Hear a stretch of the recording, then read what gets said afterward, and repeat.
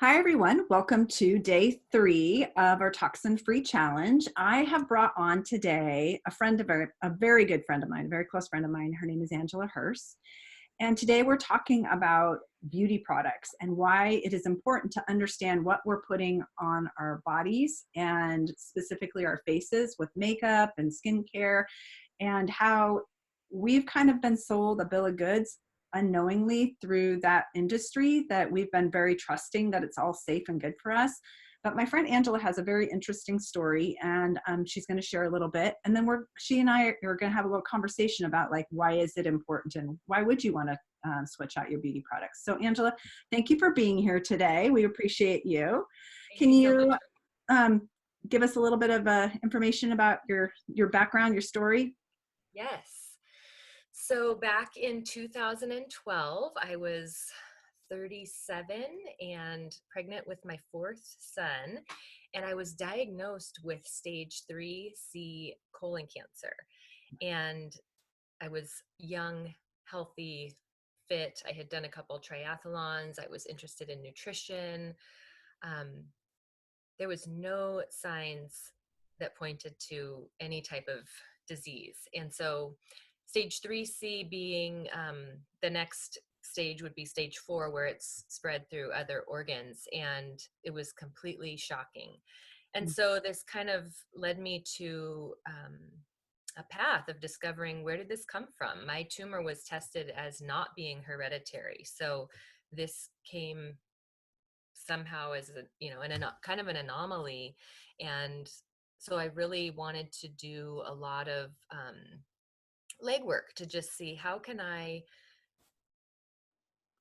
what else can I do to give myself and my family a greater foundation of health, given that this is now in their future and I Right. don't want to have it again.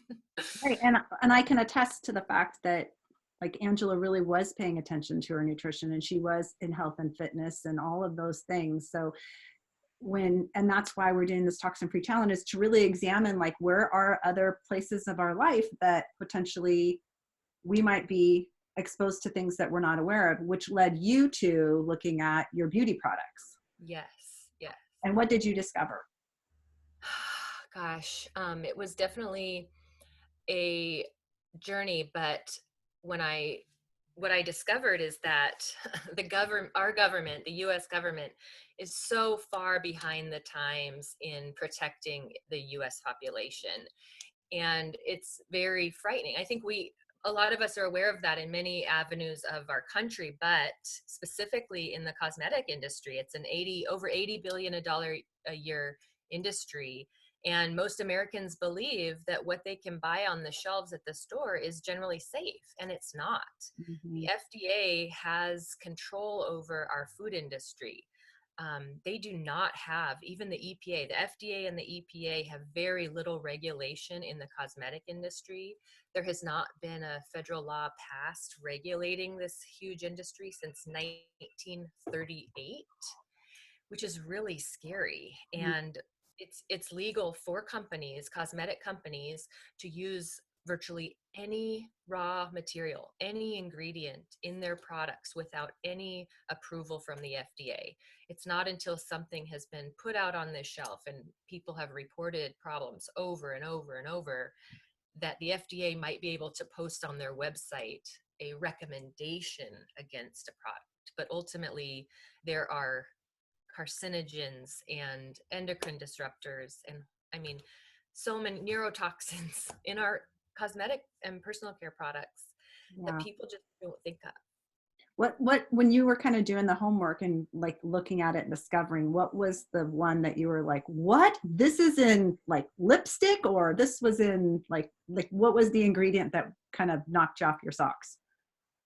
Um, I don't know that there was any one ingredient. I think it was more shocking to me that in Europe they ban or restrict over 1,400 ingredients, and the US at the time had only banned or restricted 11.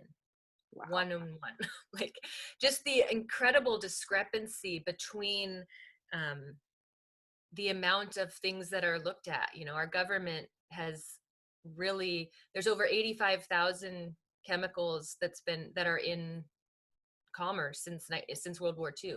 Less than 2% have been tested for health and safety on the human population. And so, you know, just those facts alone, you know, I guess I did listen to a documentary once called Stink, and we're talking about specifically the ingredients fragrance. When you see the word fragrance listed on an ingredient list, that should be a huge um, red flag, because that's a trade secret and it can encompass up to 3,000 ingredients that companies do not have to disclose as a loophole because it's a trade secret. And there was a man interviewed in this documentary. I think he worked for a very popular teenage clothing store, Mhm. saying, yeah, we can take raw sewage and dilute it down enough to make it smell like hazelnuts. And just the fact that companies think that's okay, you know, to include terrible ingredients that hurt people. Yeah. Well, what's interesting is that um, I think that we're just not aware of that, and we're not aware that we're putting stuff on our skin and in our that products or any of that stuff, and then it's actually getting inside of us. I think people are Right. just not aware of that. And what isn't it like 26 seconds is how long it takes for something to from the skin to the bloodstream? That, Well, that's actually, I wouldn't say we can't prove that particular fact, but we do know that our skin is our largest organ. What mhm. we put on our skin does get into our bloodstream and our organs. Some ingredients penetrate faster, some ingredients penetrate slowly. But even the pharmaceutical companies know they can sell nicotine patches or pain relief patches. They know that what gets onto our skin gets into our body, and it can't help but then get into our organs. And you know, there's studies done that show even teenage girls who take urine samples, and they can see the levels of toxins in their body, and just within days of reducing the products, those toxins are eliminated. And Right. so we know that it's proven that it affects us and does get into our bodies. And I think, like you've told me many times, you know, we can eat and eat and eat all the food we want for years and not have it affect us, but then our body says no more. And the same with these ingredients. Some people might try a product once and have a rash, but most people will use products over and over and over again, not really seeing any problem, but the buildup of that in their bodies over time causes terrible results. I mean, we're seeing that in our society with the increase of allergies, ADD, infertility, cancers. Yeah. It's The just sensitivities, it just increases intestinal permeability, has a huge impact on the gut, on gut health, which is what you experienced, right? So the colon cancer, we can't right. say, oh, it's linked specifically to, beauty care products, but it's, it's a load, right? We only have so much bandwidth within us. And once we've exceeded what our load is, then it tips the scale. So in your, so how, like, because a lot of people are going to watch this and they're going to be like freaked out that they, it's like, oh no, I Yeah. have all of these things. And how do they know if their products are not okay? Like, what would that be? And then two, um, and I appreciate this about you, and I'll start it and then you can help finish that. But what would you recommend them move to? Like, what are safe companies? And I know that you represent one of those, but I think that we can get really overwhelmed with having to change everything. And one thing I really loved about Angela, because she came in and was like, dude, your skincare line or product, no, you can't, like, you have got to do better. And so she's my skincare lady now. But in that, it was like, just use this up and then replace one thing, and then use that up and replace one thing. It would be lovely if we could all afford to go out and replace everything all at once. And some things maybe we should stop using, but can give us some tips on how to determine what that looks like. Where should we Yeah. start? Great question. And I think that, you know, there is so much that's out of our control. So taking a look at these things that you're talking about this week is a really important step, but to not get overwhelmed. And like you said, what I recommend, some people can afford to just throw everything out and start fresh, but most people cannot. So Mm-hmm. I do recommend that when you're running low on a product, look then to decide to replace that particular product with something safer. And I'd say start with things that stay on your skin, your makeup, your body lotion. Um, maybe shampoo isn't, if budget is a problem, maybe shampoo isn't the most important thing because you rinse it out, but things that stay on your skin long term. And Mhm. then I would say, it's definitely a learning curve, but there is organizations. I use the Environmental Working Group very often to look up products for household products or makeup or um, any type of personal care products. They are a third party nonprofit that's a consumer advocate group, and they will rate even food, cosmetics, household products for safety. And they'll tell you this is a reproductive concern, or this is a carcinogenic concern, or this is just an allergy concern. And so you can decide what is your priorities. And so they are a great place to start.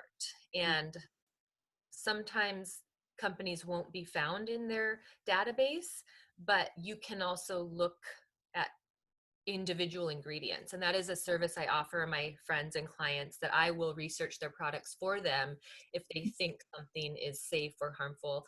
Um, And I have done that. I have sent her ingredients and said, can you tell me if this is okay or not? And it is important to remember that words like organic and all natural are not regulated by the FDA. So if you see, most people will pick up, a product and say, "Oh, it says it's all natural, so this must be good," or "It says it's paraben free. I bet this is a good product." But just like you tell people with food, you have to turn the product over and actually look at the ingredient list. Mhm. With food, it's a lot maybe easier to recognize things you don't want sometimes, I guess. But in the cosmetic industry, there's so many ingredients that we can't even pronounce or know what they are. Yeah. So I do help people try to identify like the top offenders. Um, my company has a list that we go by, and I give people a little card that they keep in their wallet of the top offenders to watch out for when they are shopping. And I do represent an incredible company that is not only about ingredients, but also sourcing and manufacturing and making sure of the integrity throughout the whole process. But I also want to help clients find products of any brand that are safe for their health, regardless of the brand, because it's such an important thing to keep Yeah. in mind. Did Yeah. that answer your question? Yeah, totally. That was perfect. And I think that, thank you again for being here today and sharing what you've learned over the years. And, obviously, if you've got cancer, you become really vigilant about these kinds of things, because it's like, it's kind of not optional. We can sit here today and say Angela's cancer free, which that is amazing. Huge answer to prayer. And just thank you so much for coming on.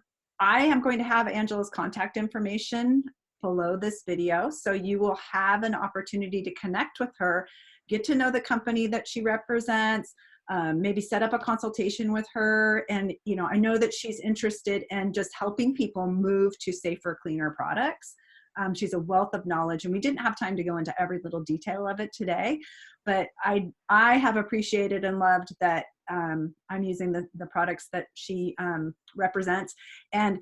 And some people get really caught up on the cost, but I even messaged her just a couple, maybe like last week or the week before. I had bought a bar of soap for for the shower, and I use it every day, and I still have it. I bought it over a year ago.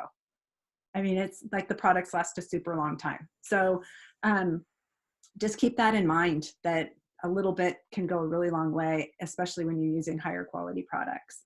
So thank you again for being here with me today. I appreciate you, friend, and I look forward to hope that other people will connect with you after they see this. Thanks so much. Have a great day. You too.